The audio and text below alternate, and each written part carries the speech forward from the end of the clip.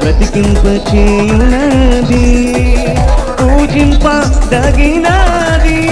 నీకే ఆరాధన, నీకే స్తోత్రార్పణ, నీకే హృదయార్పణ, నీకే నా యేసయ్యా.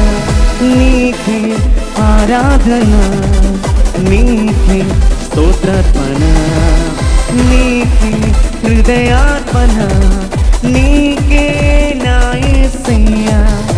మహోన్నతుడా నీ వాక్యము ఎంతో బలమైనది, మహాగణుడా నీ ఉద్దేశము ఉన్నతమైనది.